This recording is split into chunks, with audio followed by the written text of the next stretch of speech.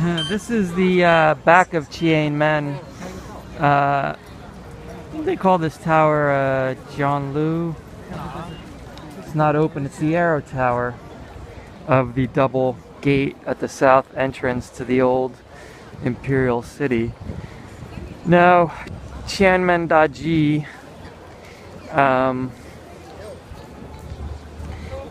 with its 5-bay Pailu, re-erected for the Beijing Olympics, is a shopping street that has been restored to what it may have looked like in the Ming or Qing era. I was a bit confused since the street that runs east-west at the south end of Tiananmen Square is Qianmen West Street, and East Street, I think, to the other side. And then it also runs north-south here. So, Qianmen Dajie, this is the pedestrian shop with the trams running up and down and all the shopping. The guidebook had mentioned that, and I thought, what is it talking about? The area, it's a big road at the south end of the street, which is of the same name, but this is the shopping street.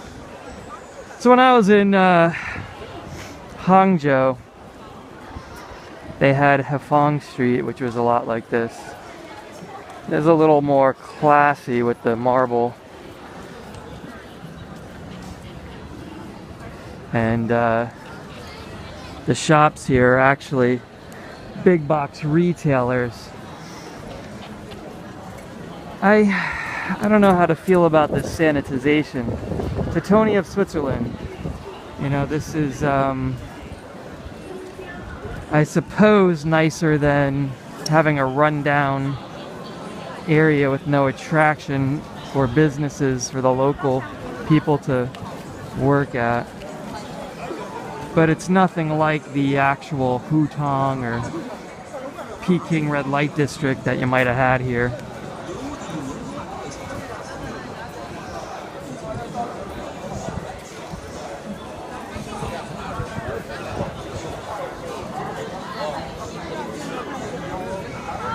You can see some more shopping down this way. Now I don't know how far I'll go down. I thought I'd follow a walking route through the neighborhood.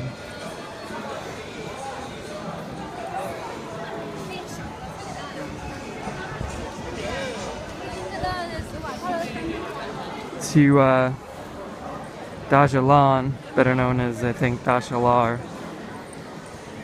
which is the old Silk Emporium street. Today it's probably a scaled down version of this with something closer to the Ming Qing era smaller shops or emporiums. Some of them I think are in operation for 100 years or more, the emporiums. So the way I'll be walking will be hang a right, walk down this way. Old red light districts, Rad Bata Hutong. The Leo Courtyard Hostel actually I think was the upscale brothel. Guanyin Temple, I don't know, I think it's just a plaque on the street from what I read. Guanyin is the Bodhisattva of mercy. That's cool.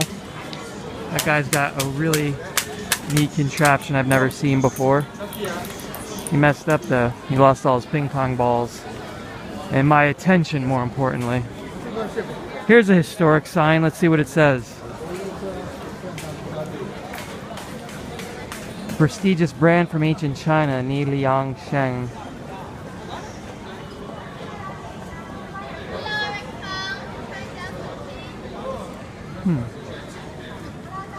I stopped at the Laoshi Tea House at the southwest corner Tiananmen Square. That's the more upscale place for tea ceremony. They have samples here.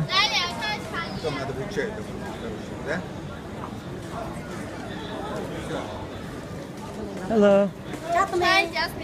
Jasmine tea, thank you. Very nice. So I have some free tea. I had to remove my face mask though. The antioxidants of the tea will balance out the pollution in the air. So it looks like the street here goes on for a bit. I guess I'll walk down to the end before I hook right. I think that's where I want to turn right to go into the Dajie area. But we'll walk this way first, huh? And go down to the end. So this is what they were talking about, to hop on a tram that shoots you down to the end. Qian Emperor's Avenue. Well, this would have been outside the imperial city.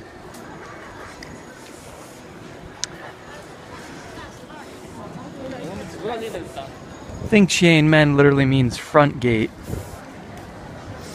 Is the direct translation that I'm familiar with.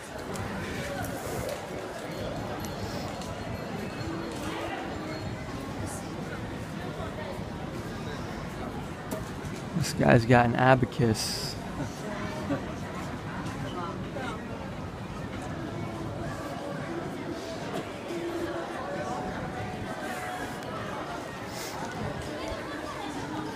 The trams don't seem to run too frequently, huh? Every 15 minutes maybe.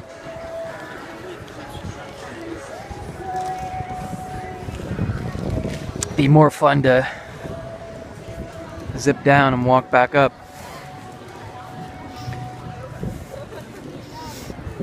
So in China, if you see two women holding hands, they're friends. If you see two men holding hands, they're not just friends, they're more than friends.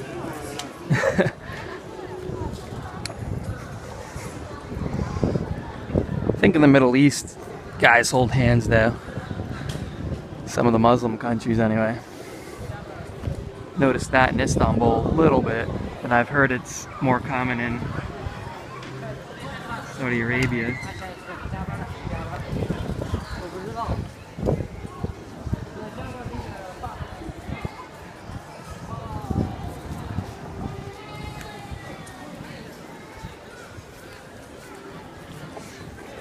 Now I got my mask back on, so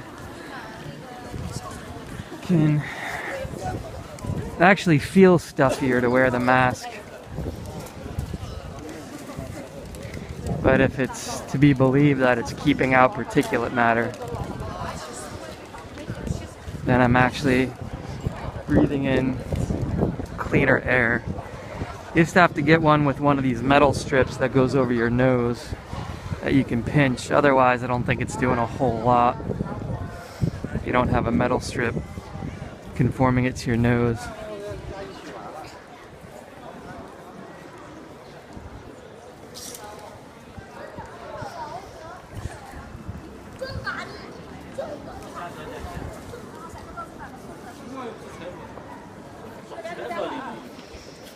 This guy's getting measured for his silk robes.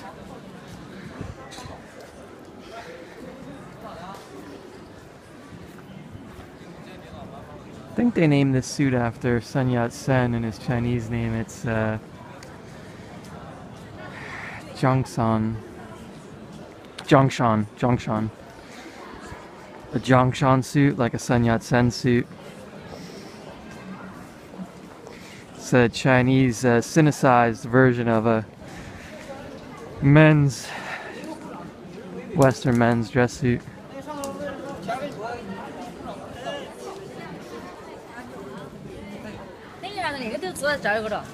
So here's an official being carried in a sedan chair. What's this place? Hongxing, prestigious brand. Wine? Is this for wine? Yeah. Kongxi. Traces back to Yuan Dynasty, Chinese white spirit.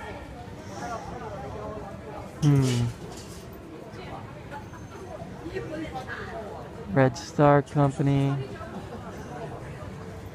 Beijing Ergatu.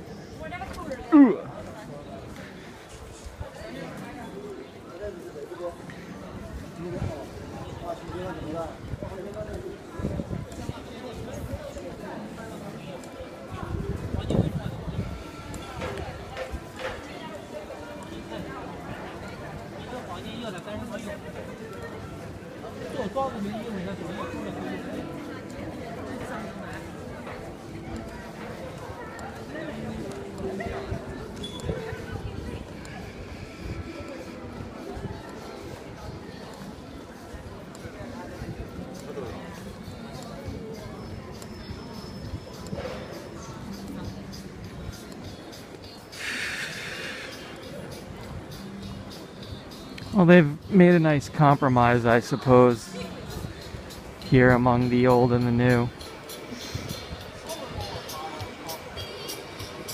Here comes the tram. I wonder if you can use your Metro card or if it's free.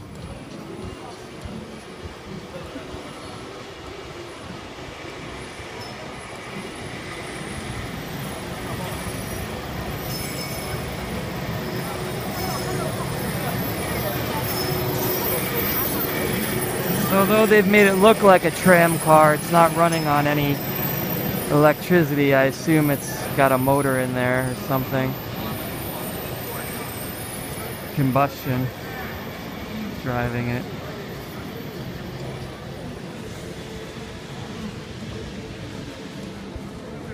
China Post.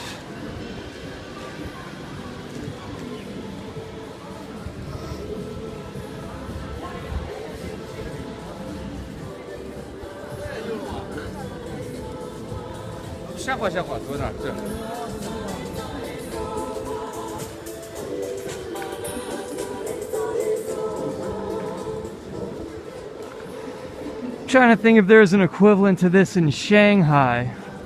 I suppose the equivalent in Shanghai would be Xintandi, which is a very short 2 blocks of restored Shikumen with restaurants, outdoor cafe stuff. They have a small museum on Shikumen housing. It's more commercial than it is cultural. Same deal here. Wangfujing is the equivalent of East Nanjing Street in Shanghai, the main shopping street here in Beijing. Wangfujing Street.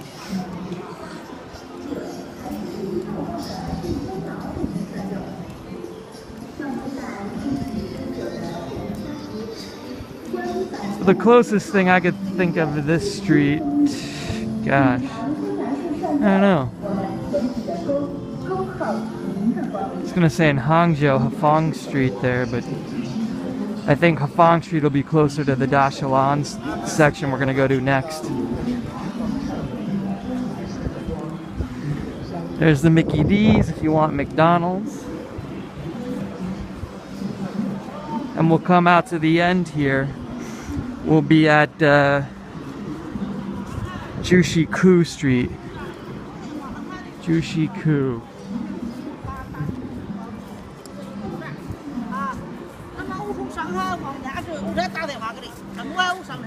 So, Qian Dajie, I guess we're gonna call this.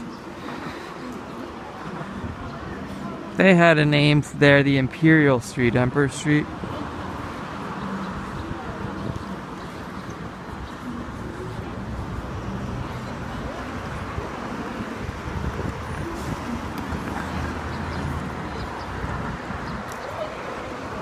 I'm thinking of going to the Great Wall tomorrow. I don't know how clear a day it'll be though.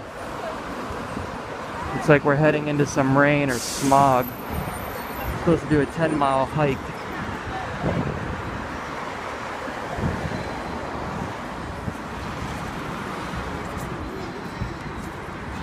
Well, that's it.